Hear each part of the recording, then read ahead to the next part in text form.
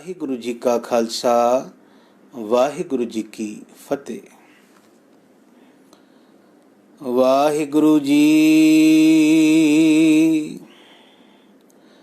ਨਹ ਬਿਲੰਬ ਧਰਮੰ ਬਿਲੰਬ ਪਾਪੰ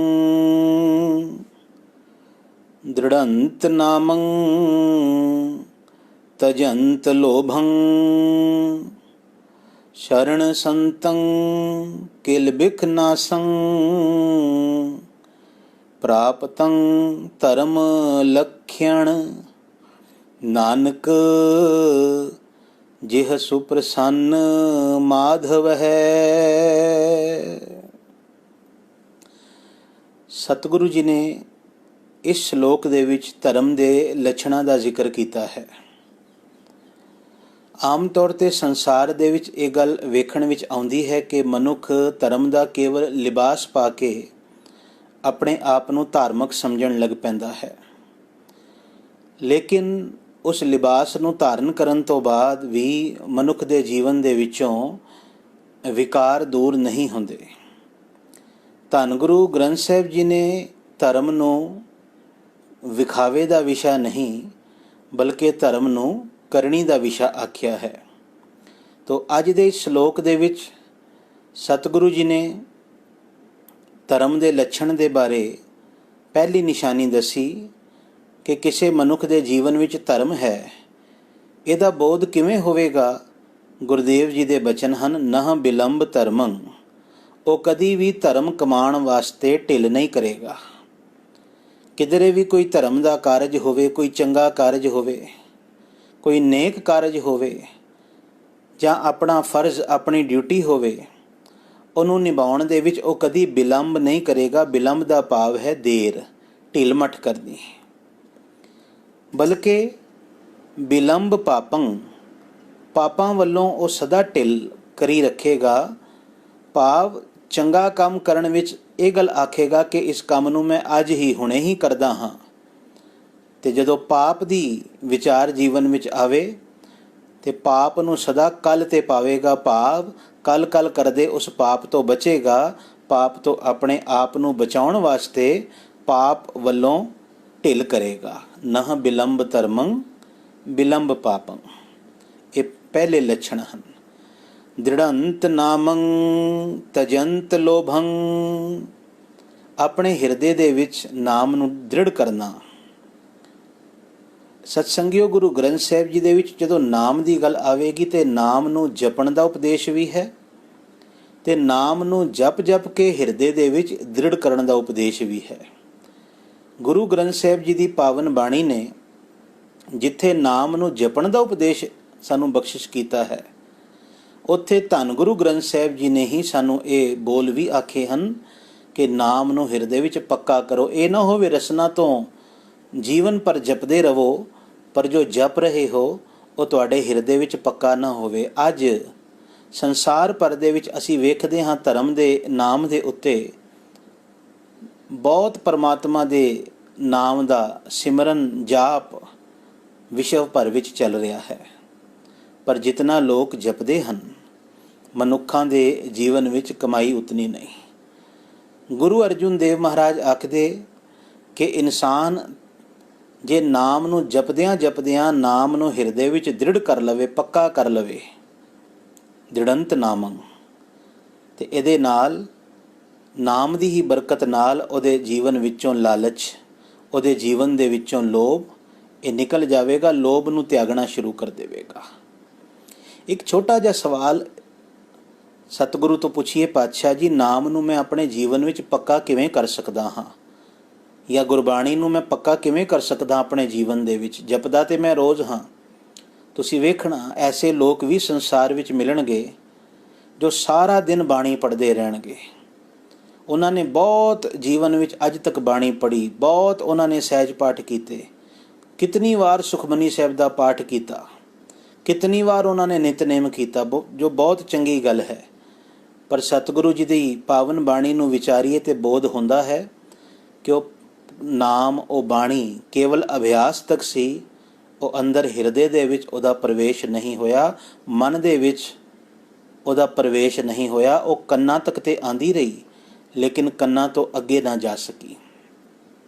ਗੁਰੂ ਨਾਨਕ ਸਾਹਿਬ ਜੀ ਨੇ ਇੱਕ ਬੜੀ ਸੋਹਣੀ ਉਦਾਹਰਣ ਸਾਨੂੰ ਬਾਣੀ ਵਿੱਚ ਬਖਸ਼ਿਸ਼ ਕੀਤੀ, ਜਿਹਦੇ ਵਿੱਚ ਉਹਨਾਂ ਨੇ ਸਾਨੂੰ ਇਹ ਸਮਝਾਇਆ ਕਿ ਕਿਸ ਢੰਗ ਦੇ ਨਾਲ ਮਨੁੱਖ ਆਪਣੇ ਜੀਵਨ ਦੇ ਵਿੱਚ ਪਰਮਾਤਮਾ ਦੇ ਨਾਮ ਨੂੰ ਆਪਣੇ ਜੀਵਨ ਵਿੱਚ ਉਸ ਨਾਮ ਦਾ ਪ੍ਰਵੇਸ਼ ਕਰਾ ਕੇ ਤੇ ਆਪਣੇ ਜੀਵਨ ਨੂੰ ਹਮੇਸ਼ਾ ਦੇ ਲਈ ਬਦਲ ਸਕਦਾ ਹੈ।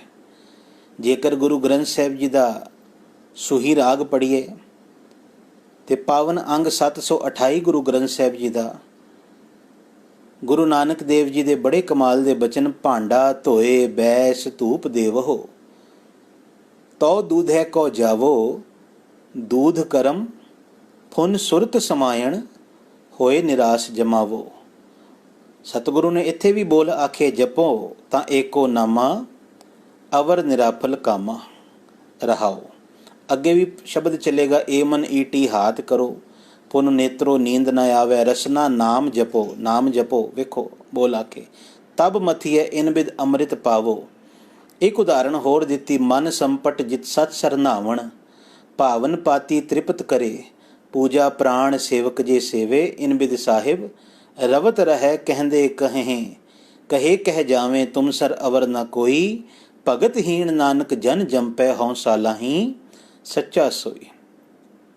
ਤਾਂ ਉਦਾਹਰਣ ਦਿੱਤੀ, ਮੈਂ ਉਦਾਹਰਣ ਆਪ ਨਾਲ ਸਪਸ਼ਟ ਕਰਾਂ। ਸਤਿਗੁਰੂ ਆਖਦੇ, ਕਹਿੰਦੇ ਜੇ ਦੁੱਧ ਦੇ ਵਿੱਚੋਂ ਮੱਖਣ ਕੱਢਣਾ ਚਾਹੁੰਦਾ ਹੈ ਕੋਈ, ਤੇ ਕੱਲਾ ਦੁੱਧ ਵਿੱਚ ਉਹ ਮਧਾਣੀ ਪਾ ਕੇ ਤੇ ਰਿੜਕੀ ਜਾਵੇ, ਉਹਨੂੰ ਦੁੱਧ ਵਿੱਚੋਂ ਮੱਖਣ ਦੀ ਪ੍ਰਾਪਤੀ ਕਦੀ ਵੀ ਨਹੀਂ ਹੋ ਸਕਦੀ। ਇਹਦੇ ਲਈ ਉਹਨੂੰ ਦੁੱਧ ਦੀ ਹਾਲਤ ਨੂੰ, ਦੁੱਧ ਦੀ ਅਵਸਥਾ ਨੂੰ ਬਦਲਣਾ ਪਵੇਗਾ। ਔਰ ਬਦਲਣ ਵਾਸਤੇ ਉਹਨੂੰ ਕੋਈ ਬਹੁਤ ਵੱਡਾ ਕੋਈ ਪਹਾੜ ਨਹੀਂ ਚੁੱਕਣਾ। ਉਹਨੂੰ ਦੁੱਧ ਨੂੰ ਪਰਿਵਰਤਿਤ ਕਰਨ ਵਾਸਤੇ ਕੋਈ ਬਹੁਤ ਉਦਮ ਨਹੀਂ ਕਰਨਾ, ਬਹੁਤ ਮਸ਼ੱਕਤ ਨਹੀਂ ਕਰਨੀ, ਬਲਕਿ ਦੁੱਧ ਨੂੰ ਦਹੀਂ ਦੇ ਵਿੱਚ ਬਦਲਣ ਵਾਸਤੇ, ਕਿਉਂਕਿ ਦਹੀਂ ਵਿੱਚੋਂ ਮੱਖਣ ਨਿਕਲੇਗਾ, ਉਹਨੇ ਸਿਰਫ ਇੱਕ ਕੰਮ ਕਰਨਾ ਹੈ, ਥੋੜੀ ਜਿਹੀ ਜਾਗ, ਜਿਹਨੂੰ ਜਾਮਨ ਆਖ ਦਈਏ, ਥੋੜੀ ਜਿਹੀ ਜਾਗ ਨੂੰ, ਥੋੜੇ ਜਿਹੇ ਦਹੀਂ ਨੂੰ ਹੀ ਦੁੱਧ ਦੇ ਵਿੱਚ ਉਹਨੇ ਰਲਾ ਦੇਣਾ ਹੈ। ਜਿਸ ਵੇਲੇ ਉਹ ਦੁੱਧ ਦੇ ਵਿੱਚ ਜਾਗ ਨੂੰ ਰਲਾਏਗਾ ਔਰ ਕੁਛ ਦੇਰ ਦੇ ਵਾਸਤੇ 2-1 ਪਹਿਰਾਂ ਦੇ ਲਈ ਉਸ ਦੁੱਧ ਨੂੰ ਰੱਖ ਦੇਵੇਗਾ, ਤੇ ਇਸ ਠਹਿਰਾਵ ਤੋਂ ਬਾਅਦ, ਇਸ ਦੁੱਧ ਔਰ ਜਾਗ ਦੇ ਮੇਲ ਤੋਂ ਬਾਅਦ, ਜਾਗ ਉਸ ਸਾਰੇ ਦੁੱਧ ਨੂੰ ਆਪਣੇ ਵਰਗਾ ਬਣਾ ਦੇਵੇਗੀ, ਆਪਣਾ ਰੂਪ ਦੇ ਦੇਵੇਗੀ। ਹੁਣ ਕੀ ਹੋਵੇਗਾ? ਹੁਣ ਉਸੇ ਹੀ ਬਦਲੇ ਹੋਏ ਦੁੱਧ ਦੇ ਬਦਲੇ ਹੋਏ ਰੂਪ ਦੇ ਵਿੱਚ, ਜਿਹਨੂੰ ਹੁਣ ਅਸੀਂ ਦਹੀਂ ਕਹਿ ਰਹੇ ਹਾਂ, ਮਧਾਣੀ ਪਾ ਕੇ ਜੇ ਉਹਨੂੰ ਰਿੜਕਿਆ ਜਾਵੇ ਤੇ ਉਹਦੇ ਵਿੱਚੋਂ ਮੱਖਣ ਦੀ ਪ੍ਰਾਪਤੀ ਹੋ ਜਾਵੇਗੀ। ਇਨ ਬਿਦ ਅੰਮ੍ਰਿਤ ਪਾਵੋ। ਅੰਮ੍ਰਿਤ ਦਾ ਅਰਥ ਇੱਥੇ ਮੱਖਣ ਹੈ।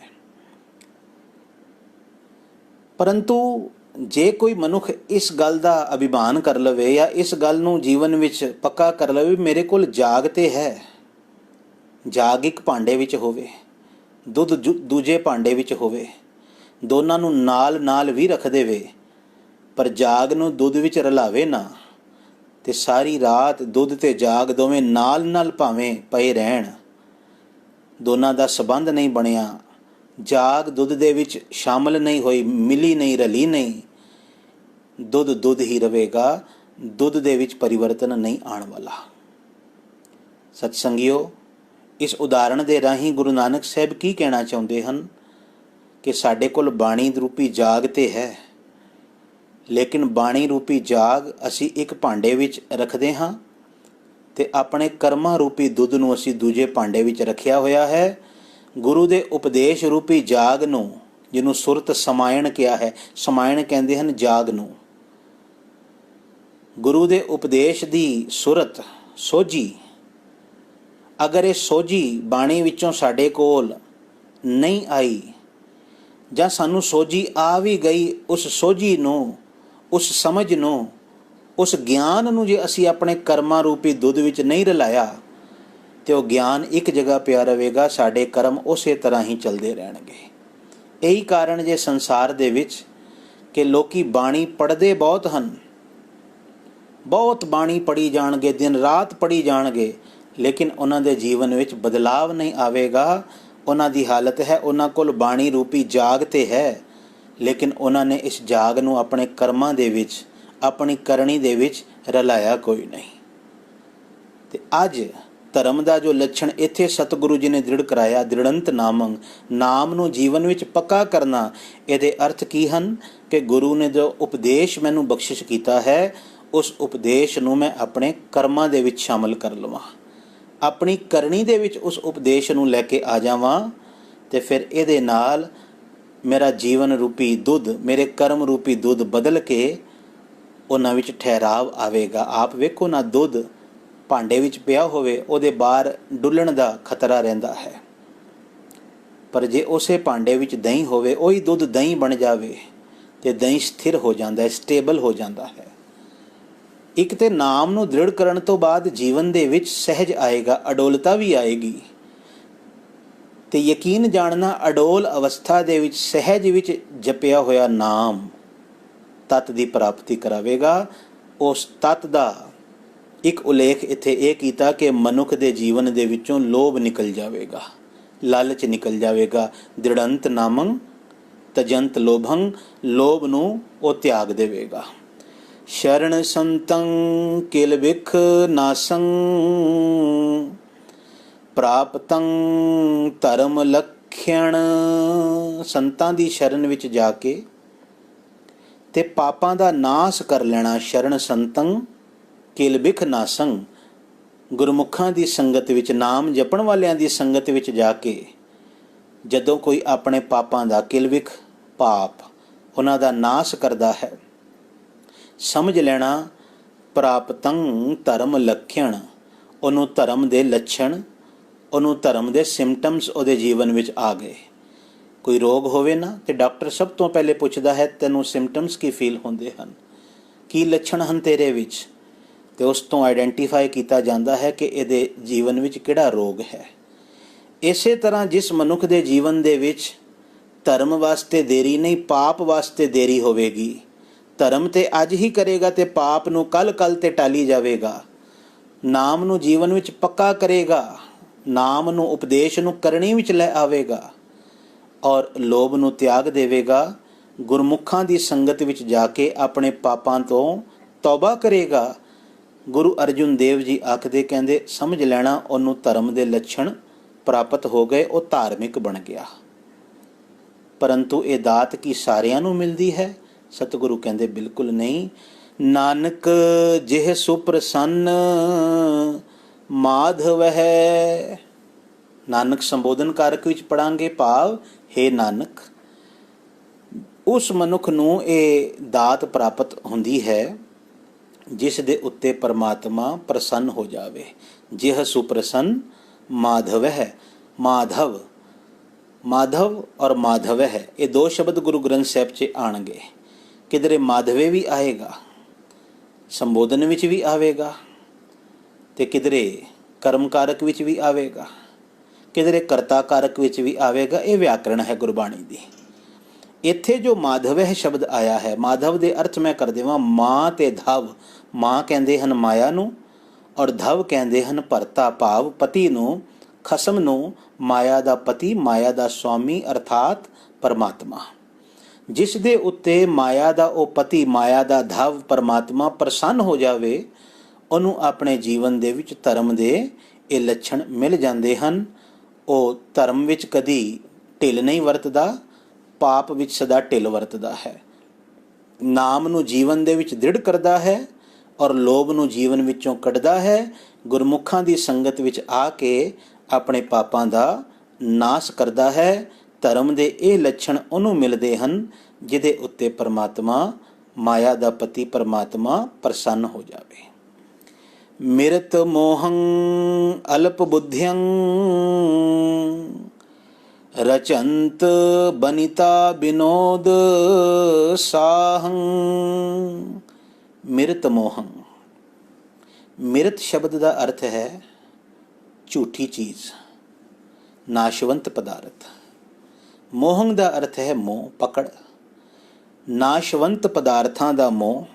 ਅਲਪ ਬੁੱਧਿਯੰ, ਅਲਪ ਬੁੱਧਿਯੰ ਥੋੜੀ ਮਤ, ਹੋਛੀ ਮਤ, ਘੱਟ ਮਤ, ਜਿਹਨੂੰ ਅਲਪ ਮਤ ਕਿਹਾ ਗਿਆ ਹੈ। ਗੁਰੂ ਅਰਜੁਨ ਦੇਵ ਪਾਤਸ਼ਾਹ ਮਹਾਰਾਜ ਇਸ ਸ਼ਲੋਕ ਦੇ ਵਿੱਚ, ਜੋ ਅਗਲਾ ਸ਼ਲੋਕ ਹੈ 11 ਨੰਬਰ ਦਾ, ਇਹਦੇ ਵਿੱਚ ਸਮਝਾਉਂਦੇ ਹਨ ਕਿ ਹੋਛੀ ਮਤ ਵਾਲਾ ਜੋ ਮਨੁੱਖ ਹੈ, ਅਲਪ ਬੁੱਧਿੰ ਮਿਰਤ ਮੋਹੰ, ਹੋਛੀ ਮਤ ਵਾਲਾ ਇਹ ਮਨੁੱਖ ਨਾਸ਼ਵੰਤ ਪਦਾਰਥਾਂ ਦੇ ਮੋਹ ਦੇ ਵਿੱਚ ਆਪਣਾ ਜੀਵਨ ਗੁਜ਼ਾਰ ਦਿੰਦਾ ਹੈ। ਤੇ ਇਤਨਾ ਹੀ ਨਹੀਂ, ਰਚੰਤ ਬਨਿਤਾ ਬਿਨੋਦ ਸਾਹੰ, ਰਚੰਤ ਰਚਿਆ ਰਹਿੰਦਾ ਹੈ, ਮਸਤ ਰਹਿੰਦਾ ਹੈ। ਕਿੱਥੇ? ਬਨਿਤਾ ਬਿਨੋਦ ਸਾਹੰ, ਸਾਹੰ ਪਹਿਲੇ ਵੀ ਕੀਤਾ ਹੈ ਜਿਹਦਾ ਅਰਥ ਹੈ ਉਤਸ਼ਾਹ। ਮਸਤ ਰਹਿੰਦਾ ਹੈ ਇਸਤਰੀ ਦੇ ਮੋਹ ਦੇ ਵਿੱਚ, ਇਸਤਰੀ ਦੇ ਕਲੋਲ ਤੇ ਇਸਤਰੀ ਦੇ ਚਾਉ ਦੇ ਵਿੱਚ ਹੀ ਇਹ ਮੋਹ ਰਹਿੰਦਾ ਹੈ। ਭਾਵ ਇਹਦਾ ਸੰਕੇਤ ਕਾਮ ਵਾਸ਼ਨਾ ਵਾਲਾ ਹੈ ਕਿ ਕਾਮ ਦੀ ਵਾਸ਼ਨਾ ਇਹਨੂੰ ਇਸਤਰੀਆਂ ਦੇ ਪ੍ਰਤੀ ਆਕਰਸ਼ਿਤ ਕਰੀ ਰੱਖਦੀ ਹੈ। ਸਤਿਗੁਰੂ ਆਖਦੇ, ਕਹਿੰਦੇ ਬਸ ਉਸੇ ਹੀ ਚਾਉ ਦੇ ਵਿੱਚ, ਉਹਨਾਂ ਹੀ ਕਲੋਲਾਂ ਦੇ ਵਿੱਚ ਇਹ ਮਸਤ ਰਹਿੰਦਾ ਹੈ। ਔਰ ਨਾਸ਼ਵੰਤ ਪਦਾਰਥਾਂ ਦਾ ਮੋਹ ਇਹ ਇਸ ਅਲਪ ਬੁੱਧੀ ਜੀਵ ਦੇ ਉੱਤੇ ਆਪਣਾ ਪ੍ਰਭਾਵ ਪਾਈ ਰੱਖਦੇ ਹਨ। ਜੌਬਨ ਬਹਿਕ੍ਰਮ ਕਨਿਕ ਕੁੰਡਲ ਹੈ। ਸਤਿਗੁਰੂ ਆਖਦੇ, ਕਹਿੰਦੇ ਜੌਬਨ, ਇੱਥੇ ਉਚਾਰਨ ਦੀ ਸੇਧ ਸਮਝ ਲੈਣਾ, ਇਹਨੂੰ ਜੋਬਨ ਨਹੀਂ ਪੜ੍ਹਨਾ, ਜੌਬਨ। ਆਪ ਵੇਖੋਗੇ ਤੇ ਜੱਜੇ ਦੇ ਉੱਤੇ ਕਨੌੜਾ ਲੱਗਾ ਹੈ, ਔ ਦੀ ਮਾਤਰਾ। ਬਹੁਤੇ ਪਾਠੀ, ਬਹੁਤੇ ਪ੍ਰੇਮੀ ਇਹਨੂੰ ਜੋਬਨ ਪੜ੍ਹਨ ਦੀ ਭੁੱਲ ਕਰ ਜਾਂਦੇ ਹਨ। ਇਹ ਜੋਬਨ ਨਹੀਂ ਹੈ, ਜੌਬਨ। ਔਰ ਇਹਨੂੰ ਬਹਿਕ੍ਰਮ ਨਹੀਂ ਪੜ੍ਹਨਾ, ਬਹਿਕ੍ਰਮ। ਬਹਿਕ੍ਰਮ ਜਿਹਨੂੰ ਪਰਾਕਰਮ ਜਾਂ ਬਲ ਵੀ ਆਖਦੇ ਹਾਂ ਅਸੀਂ, ਤਾਕਤ ਆਖਦੇ ਹਾਂ। ਸਤਿਗੁਰੂ ਆਖਦੇ, ਕਹਿੰਦੇ ਜੌਬਨ, ਇਸ ਤੋਂ ਬਾਅਦ ਇੱਕ ਠਹਿਰਾਵ ਦੇ ਦਿਓ, ਬਹਿਕ੍ਰਮ, ਫਿਰ ਠਹਿਰਾਵ ਦੇ ਦਿਓ, ਕਨਿਕ ਕੁੰਡਲ ਹੈ, ਜਵਾਨੀ ਹੈ, ਜਵਾਨੀ ਦੀ ਤਾਕਤ ਹੈ, ਬਲ ਹੈ ਬੜਾ। ਤੇ ਕਨਿਕ ਕੁੰਡਲ ਹੈ, ਕਨਿਕ ਕਹਿੰਦੇ ਹਨ ਸੋਨੇ ਨੂੰ, ਔਰ ਕੁੰਡਲ ਕਿਹਾ ਜਾਂਦਾ ਹੈ ਕੰਨ ਵਿੱਚ ਪਾਉਣ ਵਾਲੇ ਵਾਲੇ, ਜਿਵੇਂ ਵਾਲੀਆਂ ਔਰ ਵੱਡੇ ਵਾਲੇ ਕੰਨ ਵਿੱਚ ਪਾਏ ਜਾਂਦੇ ਹਨ।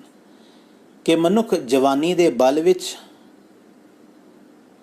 ਆਪਣੇ ਕੰਨਾਂ ਦੇ ਵਿੱਚ ਸੋਨੇ ਦੇ ਗਹਿਣੇ ਪਾਉਂਦਾ ਹੈ ਤੇ ਪਰਮਾਤਮਾ ਨੂੰ ਵਿਸਾਰ ਦਿੰਦਾ ਹੈ। ਇਤਨਾ ਹੀ ਨਹੀਂ, ਬਚਿੱਤਰ ਮੰਦਿਰ ਸ਼ੋਭੰਤ ਬਸਤਰਾ ਇਤਿਅੰਤ ਮਾਇਆ ਵਿਆਪਿਤੰ। ਬਚਿੱਤਰ, ਬਚਿੱਤਰ ਸ਼ਬਦ ਸਮਝਣ ਵਾਲਾ ਹੈ। ਬਚਿੱਤਰ ਕਹਿੰਦੇ ਹਨ ਭਾਂਤ ਭਾਂਤ ਦੇ, ਜਿਵੇਂ ਰੰਗੀ ਰੰਗੀ ਭਾਂਤੀ, ਕਈ ਕਿਸਮਾਂ ਦੇ। ਸਤਿਗੁਰੂ ਆਖਦੇ, ਕਹਿੰਦੇ ਬਚਿੱਤਰ ਮੰਦਿਰ, ਕਈ ਪ੍ਰਕਾਰ ਦੇ ਰੰਗਾ ਰੰਗ ਦੇ ਮਹਿਲ ਮਾੜੀਆਂ, ਸ਼ੋਭੰਤ ਬਸਤਰਾ, ਸੋਹਣੇ ਵਸਤਰ, ਭਾਂਤ ਭਾਂਤ ਦੇ ਵਸਤਰ, ਰੰਗ ਬਰੰਗੇ ਵਸਤਰ, ਉਹਨਾਂ ਨੂੰ ਧਾਰਨ ਕਰਨਾ, ਭਾਂਤ ਭਾਂਤ ਦੀਆਂ ਮਹਿਲ ਮਾੜੀਆਂ ਵਿੱਚ ਰਹਿਣਾ, ਕੰਨਾਂ ਦੇ ਵਿੱਚ ਸੋਨੇ ਦੇ ਵਾਲੇ ਪਾਣੇ, ਜਵਾਨੀ ਦੇ ਜੋਸ਼ ਵਿੱਚ, ਜਵਾਨੀ ਦੇ ਬਲ ਦੇ ਹੰਕਾਰ ਵਿੱਚ ਮੱਤੇ ਰਹਿਣਾ। ਇਤਿਅੰਤ ਮਾਇਆ ਵਿਆਪਿਤੰ, ਉਚਾਰਨ ਸੇਧ ਵਿਆਪਿਤੰ, ਵਿਆਪਤੰ ਨਹੀਂ ਪੜ੍ਹਨਾ, ਵਿਆਪਿਤੰ। ਇਸ ਤਰੀਕੇ ਦੇ ਨਾਲ, ਇਤਿਅੰਤ ਦਾ ਭਾਵ ਹੈ ਇਸ ਤਰ੍ਹਾਂ, ਇਨ ਦਿਸ ਵੇ, ਜਿਹਨੂੰ ਆਖਦੇ ਅੰਗਰੇਜ਼ੀ ਵਿੱਚ, ਕਿ ਇਸ ਤਰੀਕੇ ਦੇ ਨਾਲ ਉਹਦੇ ਉੱਤੇ ਦੁਨੀਆ ਦੀ ਮਾਇਆ ਉਹਦੇ ਉੱਤੇ ਆਪਣਾ ਪ੍ਰਭਾਵ ਪਾਈ ਰੱਖਦੀ ਹੈ। ਤੋ ਇੱਥੋਂ ਇਹ ਗੱਲ ਸਮਝਣਾ ਕਿ ਮਾਇਆਧਾਰੀ ਦਾ ਅਰਥ ਇਹ ਨਹੀਂ ਕਿ ਜਿਹਦੇ ਕੋਲ ਕੇਵਲ ਧਨ ਹੈ, ਬਲਕਿ ਜਿਹੜਾ ਆਪਣੀ ਜਵਾਨੀ ਦੇ ਮਾਣ ਦੇ ਵਿੱਚ ਮਤਿਆ ਹੋਇਆ ਹੈ, ਜਿਹੜਾ ਕੇਵਲ ਸੋਨੇ ਦੇ ਆਭੂਸ਼ਣਾਂ ਦੇ ਚਾਉ ਦੇ ਵਿੱਚ ਜ਼ਿੰਦਗੀ ਗੁਜ਼ਾਰ ਰਿਹਾ ਹੈ, ਨਵੇਂ ਨਵੇਂ ਘਰਾਂ ਵਿੱਚ ਰਹਿਣ ਦਾ ਜਿਹਨੂੰ ਸ਼ੌਂਕ ਹੈ, ਨਵੇਂ ਨਵੇਂ ਵਸਤਰ ਪਾਉਣ ਦਾ ਜਿਹਨੂੰ ਸ਼ੌਂਕ ਹੈ, ਸਤਿਗੁਰੂ ਕਹਿੰਦੇ ਸਭ ਕੁਝ ਮਾਇਆ ਦਾ ਪ੍ਰਭਾਵ ਹੈ।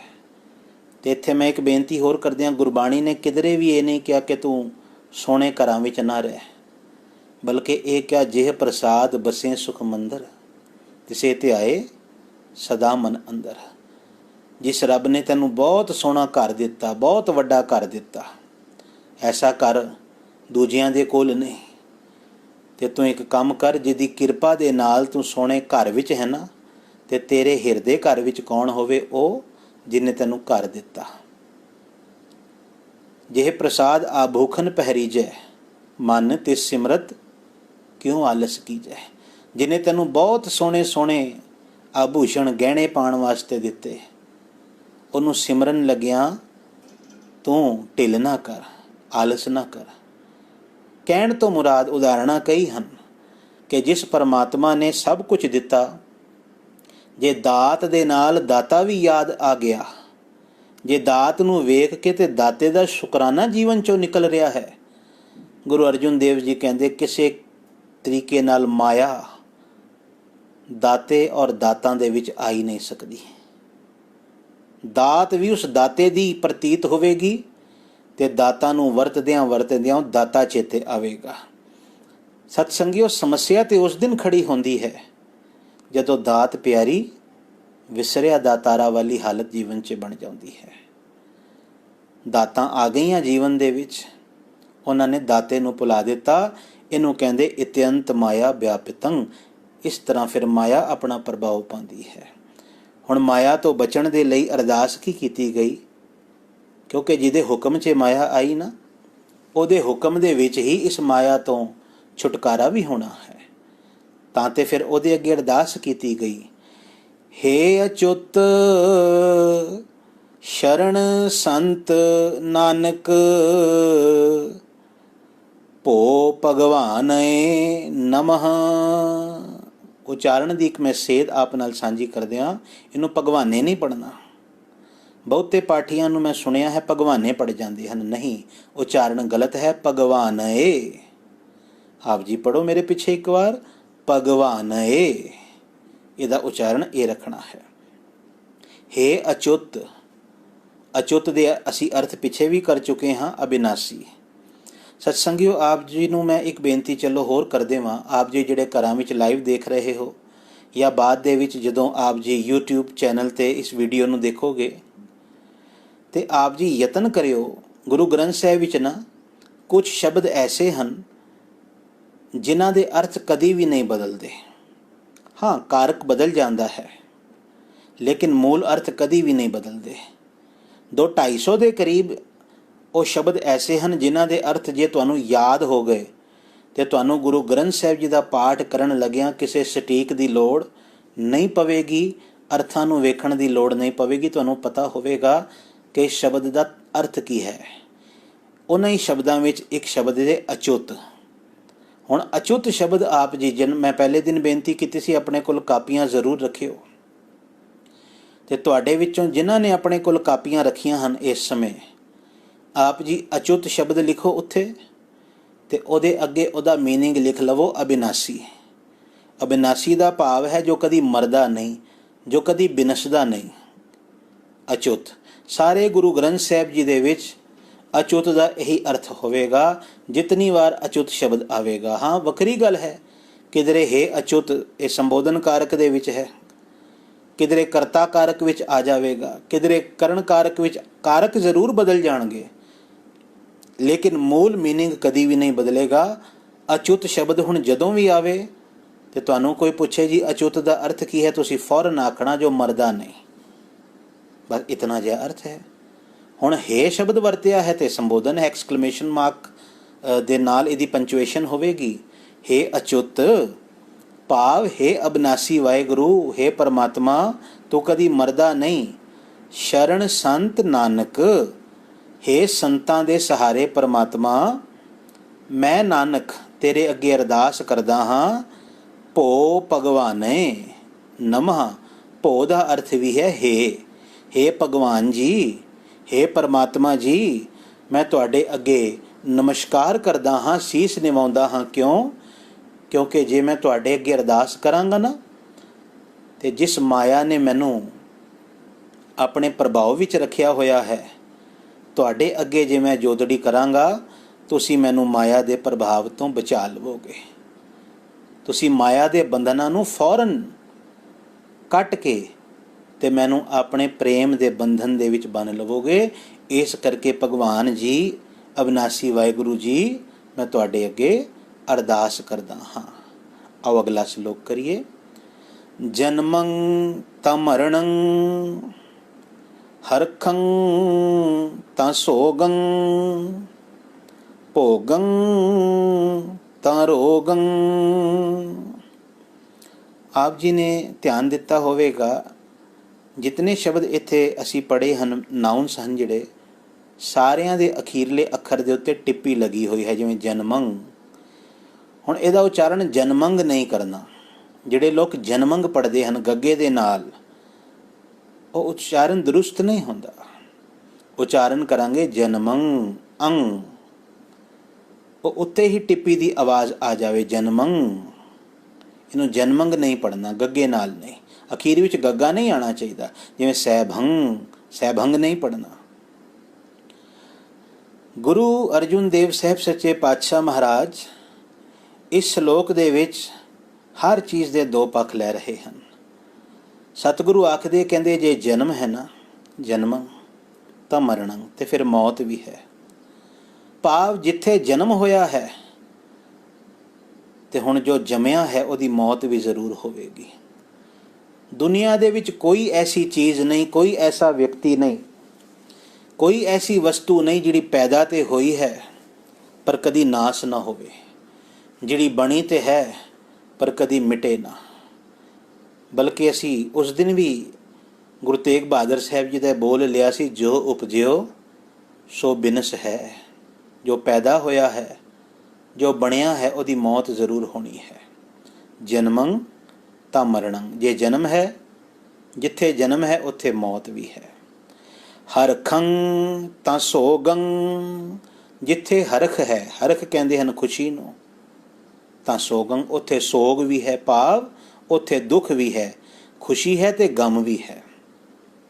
ਇਹ ਦੋ ਪਕਸ਼ ਸੰਸਾਰ ਦੇ ਵਿੱਚ ਹਰ ਚੀਜ਼ ਦੇ ਦੋ ਪਹਿਲੂ ਹਨ। ਹੁਣ ਸਾਡੇ ਚੋਂ ਕੌਣ ਐਸਾ ਹੈ ਜਿਹੜਾ ਇਹ ਕਹਿ ਸਕਦਾ ਹੈ, ਜਿਸ ਦਿਨ ਦਾ ਮੈਂ ਪੈਦਾ ਹੋਇਆ ਹਾਂ ਜੀ, ਮੈਂ ਉਸ ਦਿਨ ਦਾ ਖੁਸ਼ ਹੀ ਹਾਂ, ਜਾਂ ਜਿਸ ਦਿਨ ਦਾ ਮੈਂ ਪੈਦਾ ਹੋਇਆ ਹਾਂ ਮੈਂ ਦੁਖੀ ਹੀ ਹਾਂ, ਮੈਂ ਅੱਜ ਤੱਕ ਆਪਣੇ ਜੀਵਨ 'ਚ ਖੁਸ਼ੀ ਨਹੀਂ ਵੇਖੀ। ਜਾਂ ਕੋਈ ਕਹੇ ਮੈਂ ਅੱਜ ਤੱਕ ਆਪਣੇ ਜੀਵਨ 'ਚ ਦੁੱਖ ਨਹੀਂ ਵੇਖਿਆ, ਕੋਈ ਨਹੀਂ ਕਹਿ ਸਕਦਾ। ਬਲਕਿ ਦੁੱਖ ਤੇ ਸੁੱਖ, ਖੁਸ਼ੀ ਤੇ ਗਮੀ, ਇਹ ਦੋਵੇਂ ਹੀ ਜੀਵਨ ਦੇ ਵਿੱਚ ਇੱਕ ਦਿਨ ਦੇ ਵਿੱਚ ਹੀ ਕਈ ਵਾਰ ਸਾਡੇ ਮਨ 'ਤੇ ਪ੍ਰਭਾਵ ਪਾਉਂਦੇ ਹਨ। ਇਹ ਮੈਂ ਹੁਣੇ ਬੈਠਾ ਹੋਇਆ ਸਾਂ, ਮਨ ਵਿੱਚ ਖਿਆਲ ਆ ਰਹੇ ਸਨ, ਖੁਸ਼ ਹੋ ਗਿਆ। ਫਿਰ ਕੋਈ ਐਸਾ ਖਿਆਲ, ਕੋਈ ਪੁਰਾਣੀ ਯਾਦ ਆ ਗਈ, ਮਨ ਦੁਖੀ ਹੋ ਗਿਆ। ਫਿਰ ਕੋਈ ਯਾਦ ਆ ਗਈ, ਮਨ ਫਿਰ ਖੁਸ਼, ਫਿਰ ਮਨ ਦੁਖੀ। ਤੁਸੀਂ ਵੇਖੋ ਸਾਡਾ ਮਨ ਇਸ ਤਰੀਕੇ ਦੀ ਖੇਡ ਕਰਦਾ ਹੈ। ਦਿਨ ਵਿੱਚ ਕਿਤਨੀ ਵਾਰ ਸੁਖੀ ਹੁੰਦਾ ਹੈ, ਖੁਸ਼ ਹੁੰਦਾ ਹੈ, ਦਿਨ ਵਿੱਚ ਕਿਤਨੀ ਵਾਰ ਦੁਖੀ ਹੁੰਦਾ ਹੈ, ਗਮਗੀਨ ਹੋ ਜਾਂਦਾ ਹੈ। ਕਿਉਂਕਿ ਦੋਵੇਂ ਚੀਜ਼ਾਂ ਸੰਸਾਰ ਵਿੱਚ ਨਾਲ ਨਾਲ ਚੱਲ ਰਹੀਆਂ ਹਨ। ਭੋਗੰ ਤਾਂ ਰੋਗੰ, ਇਸੇ ਤਰ੍ਹਾਂ ਜਿੱਥੇ ਭੋਗ ਹਨ, ਭੋਗਾਂ ਦੇ ਵਿੱਚੋਂ ਰੋਗ ਵੀ ਅਵश्य ਨਿਕਲਣਗੇ। ਇਹ ਗੱਲ ਪੱਕੀ ਜੇ। ਇੱਕ ਵੱਖਰਾ ਵਿਸ਼ਾ ਹੈ ਕਿ ਭੋਗ ਕਿਸ ਤਰੀਕੇ ਦਾ ਹੈ, ਉਹਦਾ ਪ੍ਰਭਾਵ ਕਿਸ ਰੂਪ ਵਿੱਚ ਸਰੀਰ ਉੱਤੇ ਪੈਂਦਾ ਹੈ। ਪਰ ਸਤਿਗੁਰੂ ਨੇ ਇਹ ਉਪਦੇਸ਼ ਦਿੱਤਾ, ਕਹਿੰਦੇ ਜਿੱਥੇ ਭੋਗ ਹਨ ਉੱਥੇ ਰੋਗ ਵੀ ਹਨ। ਫਿਰ ਪੜ੍ਹੀਏ, ਜਨਮ ਹੈ ਉੱਥੇ ਮੌਤ ਹੈ, ਖੁਸ਼ੀ ਹੈ ਉੱਥੇ ਗਮੀ ਵੀ ਹੈ, ਤੇ ਜਿੱਥੇ ਭੋਗ ਹਨ ਤੇ ਉੱਥੇ ਰੋਗ ਵੀ ਹਨ। ਊਚੰ ਤਾਂ ਨੀਚੰ ਨਾਨਹ ਸੋ ਮੂਚੰ, ਜਿੱਥੇ ਉੱਚਾਪਨ ਹੈ, ਵਡਿਆਈ ਹੈ, ਤਾਂ ਨੀਚੰ, ਉੱਥੇ ਨੀਵਾਂਪਨ ਵੀ ਆ ਜਾਂਦਾ ਹੈ। ਵੈਸੇ ਮੈਂ ਜਦੋਂ ਇਸ ਸ਼ਲੋਕ ਨੂੰ ਵਿਚਾਰਦਾ ਹਾਂ ਨਾ, ਤੇ ਇਸ ਸ਼ਲੋਕ ਦੇ ਭਾਵ ਮੈਨੂੰ ਇੱਕ ਗੱਲ ਸੋਚਣ ਤੇ ਮਜਬੂਰ ਕਰ ਦਿੰਦੇ ਹਨ। ਬੰਦਾ ਕਈ ਵਾਰ ਧਨ ਕਰਕੇ ਰੁਤਬਾ ਤੇ ਉੱਚਾ ਕਰ ਲੈਂਦਾ ਹੈ, ਲੇਕਿਨ ਸੋਚ ਉਹਦੀ ਫਿਰ ਵੀ ਉਹੀ ਨੀਵੀਂ ਰਹਿੰਦੀ ਹੈ, ਗਿਰੀ ਹੋਈ ਸੋਚ ਰਹਿੰਦੀ ਹੈ। ਪਰ ਹੁਣ ਕੀ ਕਰੀਏ, ਸੰਸਾਰ ਦੇ ਵਿੱਚ ਨਾ, ਸੰਸਾਰ ਦੇ ਲੋਕਾਂ ਨੇ ਕਿਸੇ ਵੀ ਮਨੁੱਖ ਦੀ ਉਚਾਈ ਨੂੰ, ਉੱਚੇਪਨ ਨੂੰ ਕੇਵਲ ਧਨ ਦੇ ਨਾਲ ਜੋੜ ਕੇ ਵੇਖਿਆ, ਕੇਵਲ ਉਹਦੀ ਜ਼ਮੀਨ ਨਾਲ, ਉਹਦੀ ਜਾਇਦਾਦ ਨਾਲ, ਇੱਕ ਸ਼ਬਦ ਵਰਤਾਂ ਉਹਦੀ ਸੰਪਦਾ ਨਾਲ ਜੋੜ ਕੇ ਵੇਖਿਆ ਕਿ ਬੰਦਾ ਉੱਚਾ ਹੈ। ਉੱਚਾ ਕਿਹਾ ਹੀ ਉਹਨੂੰ ਜਾਣ ਲੱਗ ਪਿਆ ਜਿਹਦੇ ਕੋਲ ਧਨ ਸੰਪਦਾ ਵੱਧ ਆ ਗਈ, ਭਾਵੇਂ ਉਹਦੀ ਬਿਰਤੀ ਬਹੁਤ ਨੀਵੀਂ ਹੋਵੇ, ਬਹੁਤ ਨੀਵੀਂ ਕਿਉਂ ਨਾ ਹੋਵੇ। ਇਹ ਵੀ ਇੱਕ ਸੰਕੇਤ ਜੇ ਕਿ ਜਿੱਥੇ ਬਾਹਰੋਂ ਤੇ ਉਚਾਈ ਨਜ਼ਰ ਆ ਰਹੀ ਹੈ, ਬੰਦਾ ਉੱਚਾ ਪ੍ਰਤੀਤ ਹੋ ਰਿਹਾ ਵੀ ਵੱਡਾ ਆਦਮੀ ਹੈ, ਸਤਿਗੁਰੂ ਕਹਿੰਦੇ ਜ਼ਰੂਰੀ ਨਹੀਂ ਕਿ ਬਿਰਤੀ ਵੀ ਉਸੇ ਉਚਾਈ 'ਤੇ ਪਹੁੰਚ ਗਈ ਹੋਵੇ, ਬਿਰਤੀ ਦੇ ਵਿੱਚ ਵੀ ਉਹੀ ਬੁਲੰਦੀ ਆ ਗਈ ਹੋਵੇ, ਬਿਰਤੀ ਹੋ ਸਕਦਾ ਹੈ ਹੋਰ ਨੀਵੀਂ ਚਲੀ ਗਈ ਹੋਵੇ। ਹੁਣ ਇਸ ਬਿਰਤੀ ਨੂੰ ਨਾ ਬਾਣੀ ਦੇ ਵਿੱਚ ਇੱਕ ਉਦਾਹਰਣ ਦੇ ਰਾਹੀਂ ਸਪਸ਼ਟ ਕੀਤਾ ਗਿਆ। सतगुरु आखदे कहंदे तुसी आकाश विच उड्डण वाली इल नूं कदी वेखना, जिन्हों चील कहंदे हो ना तुसी, चील इल,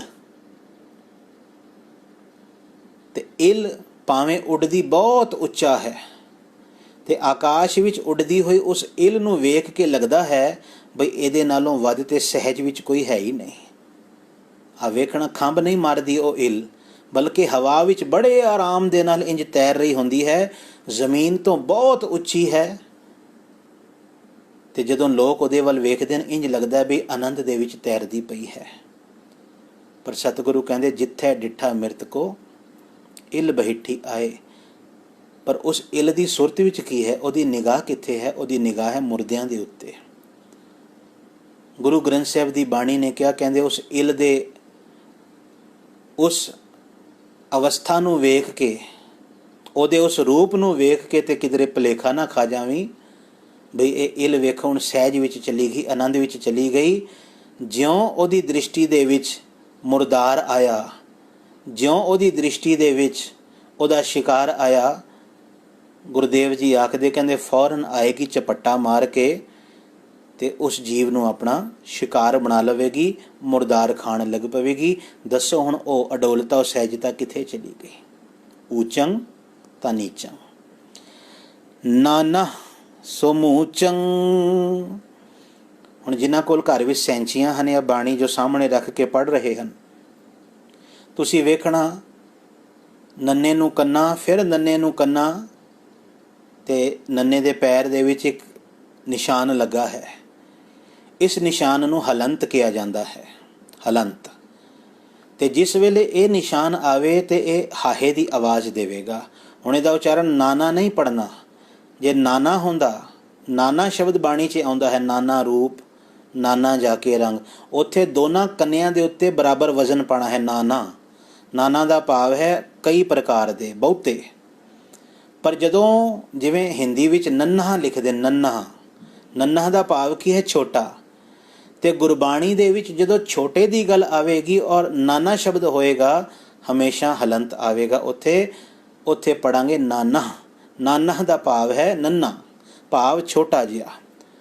ਹੁਣ ਨਾਨਾ ਦਾ ਭਾਵ ਕੀ ਹੈ? ਗੁਰਬਤ, ਗਰੀਬੀ। ਸਤਿਗੁਰੂ ਆਖਦੇ ਕਹਿੰਦੇ ਜਿੱਥੇ ਗੁਰਬਤ ਹੈ, ਜਿੱਥੇ ਗਰੀਬੀ ਹੈ, ਸੋ ਮੋਚੰ, ਉੱਥੇ ਵਡੱਪਣ ਵੀ ਆ ਸਕਦਾ ਹੈ। ਉਹ ਗਰੀਬੀ ਅਮੀਰੀ ਵਿੱਚ ਬਦਲ ਸਕਦੀ ਹੈ।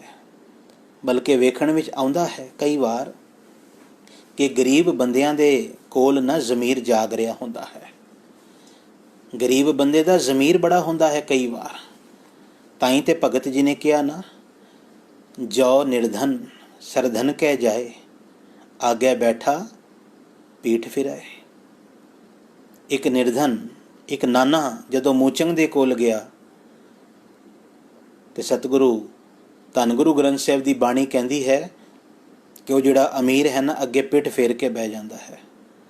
ਪਰ ਉਹੀ ਅਮੀਰ ਜੇ ਗਰੀਬ ਦੇ ਘਰ ਆ ਜਾਵੇ, ਜੋ ਸਰਧਨ ਨਿਰਧਨ ਕਹਿ ਜਾਏ, ਦਿਆ ਆਦਰ ਲਿਆ ਬੁਲਾਏ, ਉਹਨੂੰ ਬੜਾ ਆਦਰ ਦੇਵੇਗਾ, ਉਹਨੂੰ ਚਾਅ ਚੜ੍ਹ ਜਾਵੇਗਾ ਵੀ ਮੇਰੇ ਘਰ ਦੇ ਵਿੱਚ ਸੇਠ ਜੀ ਆ ਗਏ। ਗੱਲ ਸਮਝਣ ਵਾਲੀ ਜੇ, ਦੋ ਪਕਸ਼ ਜੀਵਨ ਵਿੱਚ ਸਦਾ ਨਾਲ ਨਾਲ ਚੱਲ ਰਹੇ ਹਨ। ਉਹ ਦੋ ਪਕਸ਼ ਕਿਹੜੇ ਹਨ? ਜਿੱਥੇ ਜਨਮ ਹੈ ਉੱਥੇ ਮੌਤ ਵੀ ਹੈ, ਜਿੱਥੇ ਹਰਖ ਹੈ ਉੱਥੇ ਸੋਗ ਵੀ ਹੈ, ਜਿੱਥੇ ਭੋਗ ਹਨ ਉੱਥੇ ਰੋਗ ਵੀ ਹਨ, ਜਿੱਥੇ ਉੱਚਤਾ ਹੈ, ਉੱਚਾਪਨ ਹੈ, ਉੱਥੇ ਨੀਵਾਂਪਨ ਵੀ ਹੈ, ਤੇ ਜਿੱਥੇ ਨੀਵਾਂਪਨ ਹੈ ਉੱਥੇ ਵਡੱਪਣ, ਉੱਥੇ ਵਡਿਆਈ ਵੀ ਆ ਸਕਦੀ ਹੈ। ਇਹ ਸਤਿਗੁਰੂ ਜੀ ਨੇ ਬਚਨ ਆਖੇ। ਫਿਰ ਆਖਣਗੇ ਰਾਜੰ ਤਮਾਨੰ ਅਭਿਮਾਨੰ ਤਾਹੀਨੰ। ਹੁਣ ਸਤਿਗੁਰੂ ਨੇ ਅਗਲੀ ਗੱਲ ਬੜੀ ਕਮਾਲ ਦੀ ਆਖੀ। ਪਾਤਸ਼ਾਹ ਕਹਿੰਦੇ ਰਾਜੰ ਤਮਾਨੰ, ਜਿੱਥੇ ਰਾਜ ਹੈ ਤੇ ਸੁਭਾਵਕ ਹੈ ਉਸ ਰਾਜ ਦਾ ਹੰਕਾਰ ਵੀ ਉੱਥੇ ਆ ਜਾਏਗਾ। ਬੜੇ ਘੱਟ ਰਾਜੇ ਸੰਸਾਰ ਵਿੱਚ ਐਸੇ ਹੋਏ ਹਨ ਜਿਨ੍ਹਾਂ ਨੂੰ ਆਪਣੇ ਰਾਜ ਦਾ, ਜਿਨ੍ਹਾਂ ਨੂੰ ਆਪਣੇ ਰਾਜ ਦਾ ਕਦੀ ਮਾਣ ਨਹੀਂ ਰਿਹਾ। ਨਹੀਂ ਤੇ ਪਾਤਸ਼ਾਹ ਕਹਿੰਦੇ ਜਿੱਥੇ ਰਾਜ ਹੈ ਉੱਥੇ ਹੰਕਾਰ, ਉੱਥੇ ਰਾਜ ਦਾ ਮਾਣ ਵੀ ਆ ਜਾਂਦਾ ਹੈ। ਅਭਿਮਾਨੰ ਤਾਂ ਹੀਨੰ, ਜਿੱਥੇ ਹੰਕਾਰ ਹੈ ਉੱਥੇ ਹੀਨੰ ਦਾ ਭਾਵ ਹੈ ਨਿਰਾਦਰੀ, ਹੀਨਤਾ ਵੀ ਹੈ ਉੱਥੇ। ਇਹਦੇ ਦੋ ਰੂਪ ਸਮਝ ਲੈਣਾ। ਇੱਕ ਤੇ ਅਭਿਮਾਨੀ ਰੱਬ ਦੀ ਦ੍ਰਿਸ਼ਟੀ ਦੇ ਵਿੱਚ ਹੀਣ ਹੈ। ਅਭਿਮਾਨੀ ਕਦੀ ਵੀ ਰੱਬ ਦੀ ਦ੍ਰਿਸ਼ਟੀ ਦੇ ਵਿੱਚ ਨਾ ਉੱਚਾ ਨਹੀਂ ਹੋ ਸਕਦਾ। ਭਾਵੇਂ ਅਭਿਮਾਨ ਕਰਕੇ ਉਹ ਆਪਣੇ ਆਪ ਨੂੰ ਉੱਚਾ ਜਾਣ ਰਿਹਾ ਹੈ, ਸਮਝ ਰਿਹਾ ਹੈ, ਅਖਵਾ ਰਿਹਾ ਹੈ, ਮਨਵਾ ਰਿਹਾ ਹੈ, ਪਰ ਸਤਿਗੁਰੂ ਆਖਦੇ ਕਹਿੰਦੇ ਰੱਬ ਦੀ ਦ੍ਰਿਸ਼ਟੀ ਵਿੱਚ ਉਹ ਅਭਿਮਾਨੀ ਕਦੀ ਉੱਚਾ ਨਹੀਂ, ਉਹ ਤੇ ਹੀਨੰਗ ਹੀ ਹੈ, ਉਹ ਨੀਵਾਂ ਹੀ ਹੈ। ਤੇ ਦੂਸਰੀ ਗੱਲ, ਜਿੱਥੇ ਵੀ ਅਭਿਮਾਨ ਹੋਵੇਗਾ ਉੱਥੇ ਦੂਸਰਿਆਂ ਦੀ ਕੋਈ ਵੁਕਤ ਨਹੀਂ ਹੋਵੇਗੀ। ਅਭਿਮਾਨ ਔਰ ਅਭਿਮਾਨੀ ਆਪਣੇ ਆਪ ਨੂੰ ਹੀ ਉੱਚਾ ਜਾਣਨਗੇ, ਦੂਸਰਿਆਂ ਨੂੰ ਉਹ ਹਮੇਸ਼ਾ ਨੀਵਾਂ ਸਮਝਣਗੇ। ਇਹ ਪੱਖ ਲੈਣਾ। ਪ੍ਰਵਿਰਤ ਮਾਰਗੰ ਵਰਤੰਤ ਬਿਨਾਸਨੰ। ਸਤਿਗੁਰੂ ਆਖਦੇ ਕਹਿੰਦੇ ਪ੍ਰਵਿਰਤ ਮਾਰਗੰ। ਪ੍ਰਵਿਰਤ ਮਾਰਗੰ ਦਾ ਭਾਵ ਹੈ ਦੁਨੀਆ ਦੇ ਵਿੱਚ ਪ੍ਰਵਿਰਤ ਹੋਣ ਦਾ ਰਸਤਾ। ਭਾਵ ਦੁਨੀਆ ਦੇ ਰਸਤੇ ਦੇ ਵਿੱਚ ਵਰਤੰਤ ਬਿਨਾਸਨੰ, ਜੋ ਕੁਝ ਵੀ ਵਰਤਣ ਵਾਲੀ ਚੀਜ਼ ਹੈ, ਜੋ ਕੁਝ ਵੀ ਚੀਜ਼ਾਂ ਵਰਤੀਆਂ ਜਾ ਰਹੀਆਂ ਹਨ ਦੁਨੀਆ ਦੇ ਮਾਰਗ ਵਿੱਚ, ਭਾਵ ਦੁਨੀਆ ਵਿੱਚ ਰਹਿ ਕੇ ਜੋ ਕੁਝ ਵੀ ਅਸੀਂ ਵਰਤ ਰਹੇ ਹਾਂ, ਬਿਨਾਸਨੰ। ਬਿਨਾਸਨੰ ਦਾ ਭਾਵ ਉਹ ਸਭ ਕੁਝ ਨਾਸ ਹੋਣ ਵਾਲਾ ਹੈ, ਉਸ ਸਭ ਕੁਝ ਦਾ ਇੱਕ ਦਿਨ ਅੰਤ ਹੋ ਜਾਵੇਗਾ। ਗੋਬਿੰਦ ਭਜਨ ਸਾਧ ਸੰਗੇਣ ਅਸਥਿਰੰ, ਨਾਨਕ ਭਗਵੰਤ ਭਜਨਾਸਨੰ। ਉਸ ਸੱਚੇ ਪਰਮਾਤਮਾ ਦੀ ਭਗਤੀ ਜੋ ਉਹਦੇ ਸਤਸੰਗੀ ਸਤਸੰਗਤ ਵਿੱਚ ਆ ਕੇ ਕਰਦੇ ਹਨ। ਗੋਬਿੰਦ ਭਜਨ ਸਾਧ ਸੰਗੇਣ ਅਸਥਿਰੰ। ਗੋਬਿੰਦ ਦਾ ਭਜਨ ਜੋ ਸਾਧ ਸੰਗੇਣ ਭਾਵ ਸਤਸੰਗਤ ਵਿੱਚ ਆ ਕੇ ਕੀਤਾ ਗਿਆ ਹੈ, ਸੰਗਤ ਵਿੱਚ ਆ ਕੇ ਕੀਤਾ ਹੋਇਆ, ਸੰਗਤ ਨਾਲ ਮਿਲ ਕੇ ਕੀਤਾ ਹੋਇਆ ਪਰਮਾਤਮਾ ਦਾ ਭਜਨ, ਇਹ ਅਸਥਿਰ ਹੈ, ਭਾਵ ਸਦਾ ਰਹਿਣ ਵਾਲਾ ਹੈ। ਅਰਥ ਬਣੇ ਕਿ ਰੱਬ ਦੀ ਭਗਤੀ ਸਦੀਵੀ ਹੈ। ਬਾਕੀ ਸਭ ਕੁਝ ਤੇ ਚਲਾ ਜਾਵੇਗਾ। ਹਰ ਚੀਜ਼ ਦੇ ਵਿੱਚ ਦ્વੈਤ ਹੈ, ਹਰ ਚੀਜ਼ ਦੇ ਵਿੱਚ ਵਿਨਾਸ਼ ਹੈ। ਜੇ ਕਿਧਰੇ ਦ્વੈਤ ਨਹੀਂ, ਜੇ ਕਿਧਰੇ ਵਿਨਾਸ਼ ਨਹੀਂ, ਤੇ ਉਹ ਹੈ ਪਰਮਾਤਮਾ ਦੀ ਭਗਤੀ ਜੋ ਸਤਸੰਗਤ ਵਿੱਚ ਕੀਤੀ ਗਈ ਹੈ। ਨਾਨਕ ਭਗਵੰਤ ਭਜਨਾਸਨੰ। ਇਸ ਲਈ ਸਤਿਗੁਰੂ ਕਹਿੰਦੇ ਹੈ ਨਾਨਕ ਭਗਵੰਤ ਭਜਨਾਸਨੰ। ਭਜਨ ਅਸਨ, ਇਹ ਦੋ ਸ਼ਬਦਾਂ ਤੋਂ ਬਣਿਆ ਹੈ, ਭਜਨ ਤੇ ਅਸਨ। ਹੁਣ ਅਸਨ ਦੇ ਅਰਥ ਕੀ ਹਨ? ਅਸਨ ਕਹਿੰਦੇ ਹਨ ਭੋਜਨ ਨੂੰ, ਖੁਰਾਕ ਨੂੰ। ਤੇ ਇਹਦੇ ਨਾਲ ਇੱਕ ਸ਼ਬਦ ਅਕਸਰ ਆਉਂਦਾ ਹੈ ਬਸਨ, ਅਸਨ ਬਸਨ। ਬਸਨ ਕਹਿੰਦੇ ਹਨ ਵਸਤਰਾਂ ਨੂੰ ਤੇ ਅਸਨ ਕਹਿੰਦੇ ਹਨ ਭੋਜਨ ਨੂੰ। ਸਤਿਗੁਰੂ ਕਹਿੰਦੇ ਕਿ ਭਗਵੰਤ ਭਜਨਾਸਨੰ, ਪਰਮਾਤਮਾ ਦੇ ਨਾਮ ਨੂੰ, ਪਰਮਾਤਮਾ ਦੇ ਭਜਨ ਨੂੰ ਆਪਣਾ ਭੋਜਨ ਬਣਾ ਲੈ, ਆਪਣੀ ਜਿੰਦ ਦੀ ਖੁਰਾਕ ਬਣਾ ਲੈ। ਇਹਦਾ ਫਾਇਦਾ ਵੀ ਹੈ ਬੜਾ। ਇੱਕ ਨੁਕਤਾ ਖੋਲਾਂ ਤੁਹਾਡੇ ਨਾਲ। ਗੁਰੂ ਨਾਨਕ ਸਾਹਿਬ ਜੀ ਦੀ ਬਾਣੀ ਰਹਿਰਾਸ ਸਾਹਿਬ ਹੁਣੇ ਥੋੜ੍ਹੀ ਦੇਰ ਬਾਅਦ ਆਪ ਜੀ ਸਾਰੇ ਪੜ੍ਹੋਗੇ, ਤੇ ਉਹਦੇ 'ਚ ਨਾ ਗੁਰੂ ਨਾਨਕ ਸਾਹਿਬ ਜੀ ਨੇ ਇੱਕ ਬੜਾ ਕਮਾਲ ਦਾ ਨੁਕਤਾ ਖੋਲ੍ਹਿਆ ਕਿ ਲੋਕ ਕਹਿੰਦੇ ਨੇ ਮੇਰੇ ਜੀਵਨ ਦਾ ਦੁੱਖ ਨਹੀਂ ਜਾ ਰਿਹਾ, ਬੜੇ ਦੁੱਖ ਹਨ ਮੇਰੇ ਜੀਵਨ ਵਿੱਚ ਵੀ ਜੀ, ਮੈਂ ਬੜੇ ਯਤਨ ਕੀਤੇ, ਬੜੇ ਮੈਂ ਕਰਮ ਕੀਤੇ, ਲੇਕਿਨ ਮੇਰੇ ਜੀਵਨ ਦੇ ਦੁੱਖ ਨਾਸ ਨਹੀਂ ਪਏ ਹੁੰਦੇ। ਗੁਰੂ ਨਾਨਕ ਸਾਹਿਬ ਕਹਿੰਦੇ ਇੱਕ ਤਰੀਕਾ ਦੱਸਾਂ, ਉਹਨਾਂ ਦੁੱਖਾਂ ਦੇ ਨਾਸ ਕਰਨ ਵਾਸਤੇ ਤੈਨੂੰ ਕੋਈ ਯਤਨ ਕਰਨਾ ਹੀ ਨਹੀਂ ਪਵੇਗਾ ਜੇ ਤੂੰ ਇੱਕ ਜੁਗਤੀ ਆਪਣੇ ਜੀਵਨ ਵਿੱਚ ਲੈ ਆਵੇਂ। ਪਾਤਸ਼ਾਹ ਕਿਹੜੀ ਜੁਗਤੀ? ਸਤਿਗੁਰੂ ਕਹਿੰਦੇ ਸਾਚੇ ਨਾਮ ਕੀ ਲਾਗੇ ਭੂਖ। ਜੇ ਤੈਨੂੰ ਸੱਚੇ ਨਾਮ ਦੀ ਭੁੱਖ ਲੱਗਣੀ ਸ਼ੁਰੂ ਹੋ ਜਾਵੇ ਨਾ, ਉਤ ਭੁੱਖੈ ਖਾਏ ਚਲੀਐ ਦੁੱਖ। ਤੁਸੀਂ ਵੇਖਣਾ ਜਦੋਂ ਬੰਦੇ ਨੂੰ ਭੁੱਖ ਲੱਗੀ ਹੋਵੇ ਨਾ, ਤੇ ਭੁੱਖ ਵਿੱਚ ਜੋ ਕੁਝ ਵੀ ਮਿਲ ਜਾਵੇ ਬੰਦਾ ਉਹਨੂੰ ਖਾ ਲੈਂਦਾ ਹੈ। ਕਿਉਂ? ਕਿਉਂਕਿ ਭੁੱਖ ਦਾ ਦੁੱਖ ਸਹਿਨ ਨਹੀਂ ਹੁੰਦਾ। ਗੁਰੂ ਨਾਨਕ ਸਾਹਿਬ ਕਹਿੰਦੇ ਜੇ ਤੇਰੇ ਜੀਵਨ ਵਿੱਚ ਸੱਚੇ ਨਾਮ ਦੀ ਭੁੱਖ ਲੱਗ ਗਈ, ਜਿਸ ਦਿਨ ਭੁੱਖ ਲੱਗੀ, ਇਸ ਭੁੱਖ ਨੇ ਨਾ ਤੇਰੀ ਜ਼ਿੰਦਗੀ ਦੇ ਸਾਰੇ ਦੁੱਖਾਂ ਨੂੰ ਖਾ ਜਾਣਾ ਹੈ। ਸਾਡੀ ਜ਼ਿੰਦਗੀ ਵਿੱਚੋਂ ਦੁੱਖ ਪਤਾ ਹੈ ਕਿਉਂ ਨਹੀਂ ਨਿਕਲ ਰਹੇ? ਕਿਉਂਕਿ ਸਾਡੇ ਜੀਵਨ ਵਿੱਚ ਸਦਾ ਥਿਰ ਨਾਮ ਦੀ ਭੁੱਖ ਕੋਈ ਨਹੀਂ। ਅਰਦਾਸ ਕਰਿਓ ਕਿ ਪਾਤਸ਼ਾਹ ਸਰੀਰ ਦੀ ਭੁੱਖ ਦੇ ਨਾਲ ਨਾਲ ਮੇਰੇ ਮਨ ਦੇ ਵਿੱਚ ਨਾਮ ਦੀ ਭੁੱਖ ਵੀ ਲੱਗ ਜਾਵੇ, ਤੇ ਨਾਮ ਦੀ ਭੁੱਖ ਦੇ ਨਾਲ ਸਾਰੇ ਦੁੱਖ ਦੂਰ ਹੋ ਜਾਣਗੇ। ਸਤਿਗੁਰੂ ਕਹਿੰਦੇ ਇਸ ਕਰਕੇ ਨਾਨਕ ਭਗਵੰਤ ਭਜਨਾਸਨੰ, ਪਰਮਾਤਮਾ ਦੇ ਭਜਨ ਨੂੰ ਆਪਣਾ ਅਸਨ ਬਣਾ ਲੈ, ਭਾਵ ਆਪਣਾ ਭੋਜਨ ਬਣਾ ਲੈ। ਵੇਖ ਫਿਰ ਤੇਰੇ ਜੀਵਨ 'ਚ ਕਿਵੇਂ ਬਦਲਾਵ ਆਉਂਦਾ ਹੈ, ਕਿਵੇਂ ਸੁੱਖ ਆਉਂਦਾ ਹੈ। ਕਿਰਪੰਤ ਹਰਿਯੰ ਮਤ ਤਤ ਗਿਆਨੰ। ਕਿਰਪੰਤ ਹਰਿਯੰ, ਹਰਿਯੰ ਦਾ ਭਾਵ ਹੈ ਹਰੀ ਪਰਮਾਤਮਾ, ਕਿਰਪੰਤ ਦਾ ਭਾਵ ਜੇ ਕਿਰਪਾ। ਜਦੋਂ ਪਰਮਾਤਮਾ ਦੀ ਕਿਰਪਾ ਹੋਵੇ, ਕਿਰਪੰਤ ਹਰਿਯੰ ਮਤ ਤਤ ਗਿਆਨੰ, ਉਦੋਂ ਮਨੁੱਖ ਨੂੰ ਮਤ ਭਾਵ ਮਨੁੱਖ ਦੀ ਅਕਲ ਵਿੱਚ ਗਿਆਨ ਆ ਜਾਂਦਾ ਹੈ। ਕਿਰਪੰਤ ਹਰਿਯੰ ਮਤ ਤਤ ਗਿਆਨੰ।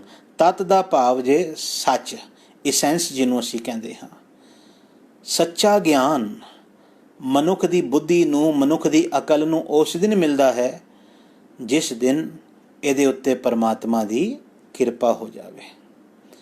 ਬਿਗਸੀਧਯ ਬੁੱਧਾ ਕੁਸ਼ਲ ਥਾਨੰ। ਬਿਗਸੀਧਯ ਬੁੱਧਾ, ਬੁੱਧਾ ਦਾ ਭਾਵ ਹੈ ਬੁੱਧੀਮਾਨ ਵਿਅਕਤੀ, ਜਿਨ੍ਹਾਂ ਦੇ ਕੋਲ ਗਿਆਨ ਹੈ, ਗਿਆਨਵਾਨ ਪੁਰਸ਼। ਇਹ ਗੱਲ ਸਮਝਿਓ,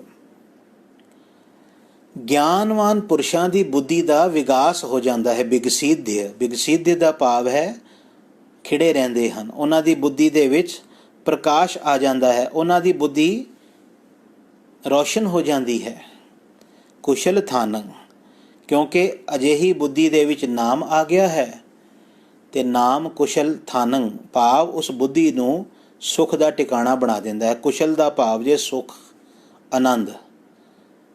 ਜਦੋਂ ਪਰਮਾਤਮਾ ਦਾ ਨਾਮ ਜੀਵਨ ਵਿੱਚ ਆਵੇ, ਅੱਜ ਦਾ ਜੋ ਸਾਰਾ ਪ੍ਰਕਰਨ ਸੀ ਨਾ, ਜਿੱਥੋਂ ਗੱਲ ਸ਼ੁਰੂ ਕੀਤੀ ਕਿ ਨਾ ਬਿਲੰਬ ਧਰਮੰ ਬਿਲੰਬ ਪਾਪੰ, ਧਰਮ ਵਿੱਚ ਦੇਰੀ ਨਾ ਕਰਨੀ। ਧਰਮ ਦੇ ਲੱਛਣ ਜਦੋਂ ਜੀਵਨ ਵਿੱਚ ਆਉਣ ਲੱਗ ਪਏ, ਗੁਰੂ ਅਰਜੁਨ ਦੇਵ ਸਾਹਿਬ ਸੱਚੇ ਪਾਤਸ਼ਾਹ ਮਹਾਰਾਜ ਆਖਦੇ, ਕਹਿੰਦੇ ਜੀਵਨ ਵਿੱਚ ਜਦੋਂ ਗਿਆਨ ਆ ਗਿਆ ਤੇ ਗਿਆਨ ਦੇ ਨਾਲ ਬੁੱਧੀ ਵੀ ਰੋਸ਼ਨ ਹੋ ਜਾਂਦੀ ਹੈ, ਤੇ ਉਹ ਬੁੱਧੀ ਹੁਣ ਆਨੰਦ ਦਾ ਟਿਕਾਣਾ ਬਣ ਜਾਂਦੀ ਹੈ। ਉਸ ਬੁੱਧੀ ਵਿੱਚ ਹੁਣ ਸੋਗ ਨਹੀਂ ਰਹਿੰਦੇ, ਉਸ ਬੁੱਧੀ ਵਿੱਚ ਦੁੱਖ ਨਹੀਂ ਰਹਿੰਦਾ, ਉਸ ਬੁੱਧੀ ਵਿੱਚ ਮਲੀਨਤਾ ਨਹੀਂ ਰਹਿੰਦੀ, ਉਸ ਬੁੱਧੀ ਦੇ ਵਿੱਚ ਬੈਰ ਵਿਰੋਧ, ਕਾਮ ਕ੍ਰੋਧ ਮੋਹ ਝੂਠ ਵਿਕਾਰ ਮਹਾਲੋਭ ਤਰੋ ਇਤਿਆਦਿਕ ਇਹ ਅਵਗੁਣ ਨਹੀਂ ਰਹਿੰਦੇ, ਬਲਕਿ ਉਹ ਬੁੱਧੀ ਸੁੱਖ ਦਾ ਥਾਂ, ਸੁੱਖਾਂ ਦਾ ਟਿਕਾਣਾ ਬਣ ਜਾਂਦੀ ਹੈ, ਤੇ ਉਹ ਬੁੱਧੀ ਜੀਵ ਨੂੰ ਸੁੱਖ ਦੇਣ ਲੱਗ ਪੈਂਦੀ ਹੈ।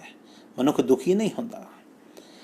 ਬਸਯੰਤ ਰਿਖਯੰ ਤਿਆਗ ਮਾਨੰ, ਤੇ ਮਨੁੱਖ ਉਸ ਗਿਆਨ ਦੇ ਨਾਲ ਆਪਣੀਆਂ ਇੰਦਰੀਆਂ ਨੂੰ, ਰਿਖਯੰ ਕਿਹਾ ਜਾਂਦਾ ਹੈ ਇੰਦਰੀਆਂ ਨੂੰ, ਔਰ ਬਸਯੰਤ ਦਾ ਭਾਵ ਹੈ ਵਸ ਵਿੱਚ ਕਰ ਲੈਂਦਾ ਹੈ।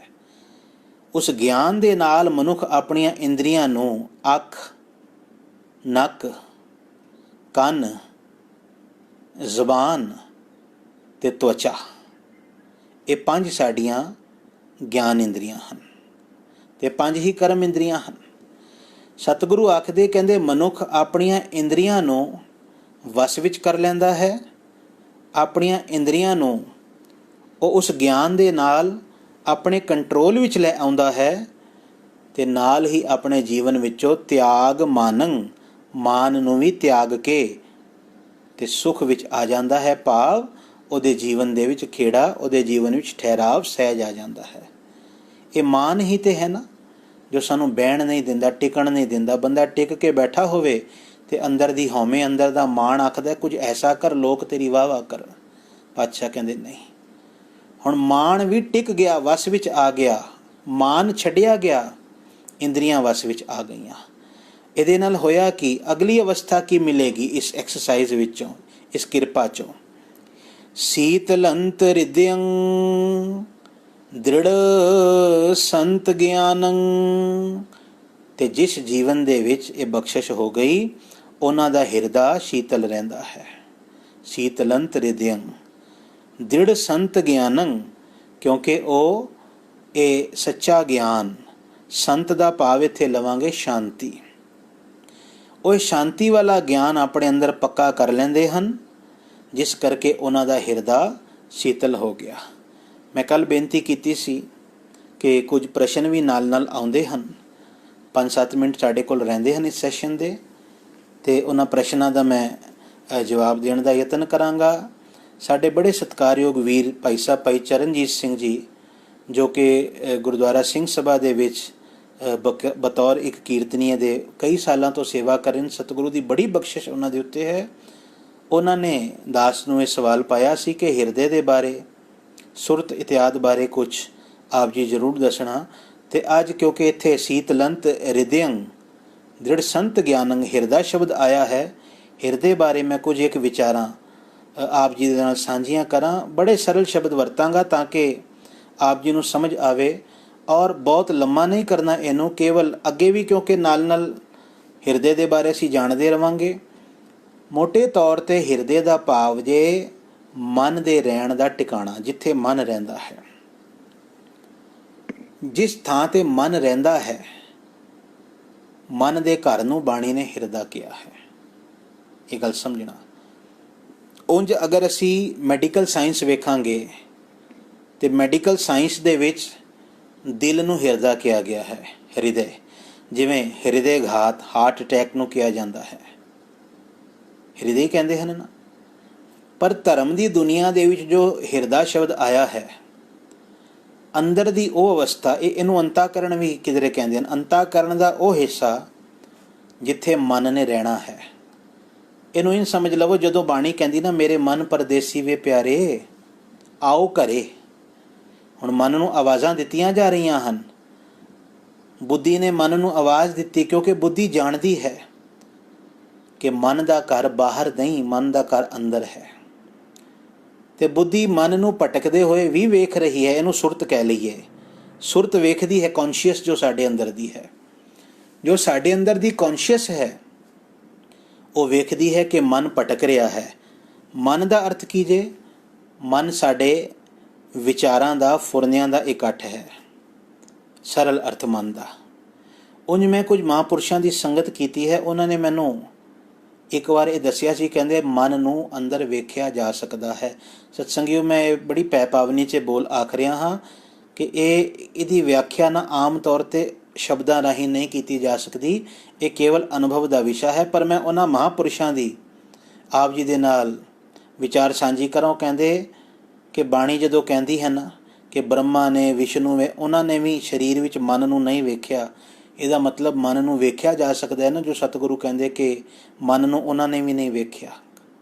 ਇੱਕ ਵੱਖਰਾ ਵਿਸ਼ਾ ਜੇ ਉਤਲੀ ਅਵਸਥਾ ਦਾ। ਸੌਖੀ ਸਮਝ ਵਾਸਤੇ ਮਨ ਵਿਚਾਰਾਂ ਦਾ, ਫੁਰਨਿਆਂ ਦਾ, ਖਿਆਲਾਂ ਦਾ, ਸੰਕਲਪਾਂ ਦਾ, ਵਿਕਲਪਾਂ ਦਾ ਸੰਗ੍ਰਹਿ ਹੈ। ਇਸ ਇਕੱਠ ਨੂੰ ਮਨ ਕਿਹਾ ਹੈ। ਤੇ ਮੈਂ ਕਿਉਂਕਿ ਵਿਸ਼ਾ ਹਿਰਦੇ ਦਾ ਲੈ ਰਿਹਾ ਸਾਂ, ਬੁੱਧੀ ਜਾਂ ਸੁਰਤ ਜਦੋਂ ਵੇਖਦੀ ਹੈ, ਸੁਰਤ ਦਾ ਭਾਵ ਜੇ ਸੋਝੀ, ਅੰਦਰ ਦੀ ਸੋਝੀ। ਹਰ ਬੰਦੇ ਦੇ ਅੰਦਰ ਸੁਰਤ ਹੈ। ਜੇਤੇ ਜੀ, ਜਿਤਨੇ ਵੀ ਜੀ ਹਨ, ਸੁਰਤ ਵੀ ਹੋਣਾ ਕੋਈ ਨਾ ਕੀ। ਰੱਬ ਨੇ ਸੁਰਤ ਤੋਂ ਬਗੈਰ ਕਿਸੇ ਨੂੰ ਵੀ ਨਹੀਂ ਪੈਦਾ ਕੀਤਾ।